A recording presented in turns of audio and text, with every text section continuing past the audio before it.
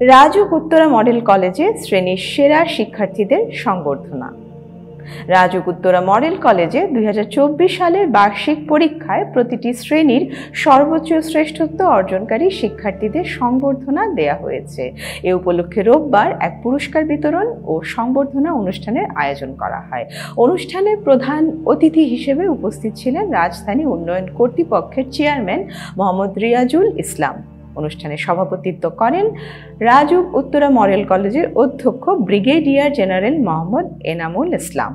RAJUK chairman Mohammad Riazul ইসলাম প্রধান অতিথির বক্তব্যে বলেন, শিক্ষার উদ্দেশ্য ভালো মানুষ হওয়া, নিজের জায়গা থেকে নিজের দায়িত্ব যথাযথভাবে পালন করাই হলো দেশপ্রেম, যা শিক্ষার্থীদের অর্জন করতে হবে। পরবর্তী সময়ে তিনি রাজউক কলেজের শিক্ষার্থীদের খেলাধুলার জন্য পর্যাপ্ত মাঠের ব্যবস্থা না থাকার বিষয়টি উল্লেখ করেন এবং খুব দ্রুততম সময়ে একটি সমাধান করবেন বলে শিক্ষার্থীদের আশ্বস্ত করেন।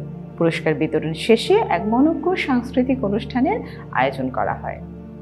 এতক্ষণ বার্তা বৈঠকের সঙ্গে থাকার জন্য ধন্যবাদ। পরবর্তী খবর পেতে বার্তা বৈঠকের ইউটিউব চ্যানেল ও ফেসবুক পেজ ফলো দিয়ে রাখুন।